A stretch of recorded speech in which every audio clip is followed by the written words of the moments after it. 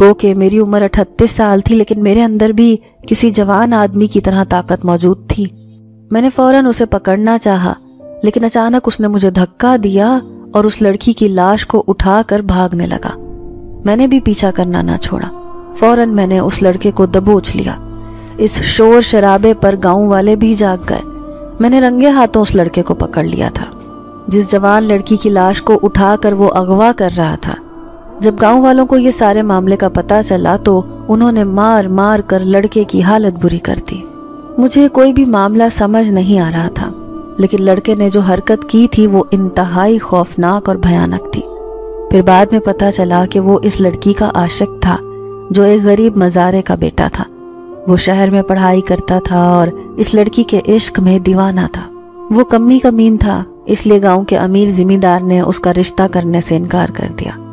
یوں لڑکی نے صدمے میں آ کر اپنی جان دے دی، تو لڑکا بھی اس کے عشق میں پاگل ہو گیا، تبھی تو دیوانہ ہو کر اس کی لاش چوری کرنے آیا تھا۔ دراصل وہ اس لڑکی کی لاش کو چوری کر کے ان زمینداروں سے بدلہ لینا چاہتا تھا، لیکن مجھے اس لڑکے کی اس حرکت پر شدید غصہ آیا۔ کیسے کوئی انسان کسی دوسرے انسان کو مرنے کے بعد بھی تکلیف پہنچا سکتا ہے؟ لیکن چودھری میرے کام سے بہت خوش تھا۔ وہ مجھے شاباشی دے رہا تھا کہ آج تم نے ایک اچھا کام کیا ہے، اس لیے آئندہ بھی قبرستان کی حفاظت کرنی ہے، دوبارہ کسی کو ایسا کام کرنے کا موقع نہ مل سکے۔ میں ان کی بات اچھی طرح سے سمجھ گیا تھا۔ اب پہلے سے بھی چوکنا ہو کر قبرستان میں ڈیوٹی دیا کرتا۔ اب میں نے اپنے چاروں بچوں کو ایک سرکاری اسکول میں داخل کروا رکھا تھا، جہاں صرف کتابوں وغیرہ کا خرچہ ہوتا ہے، فیس وغیرہ نہیں تھی۔ میں غریب آدمی بھلا اور کرتا بھی کیا؟ دل تو چاہتا تھا کہ میں بھی اپنے حالات بدل لوں، کہیں اللہ میرے لیے روزگار کا بندوبست کرے، لیکن جانتا تھا کہ روزگار ملنا اتنا بھی آسان نہیں۔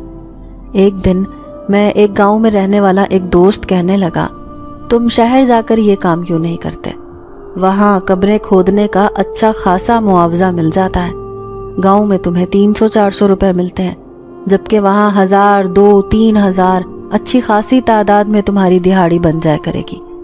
اگر میں شہر چلا جاتا تو پیچھے میرا پورا خاندان اکیلا پڑ جاتا۔ میری بوڑھی بیمار ماں اور بیوی جو گھر سے باہر قدم بھی نہ رکھتی تھی، وہ ایک گھریلو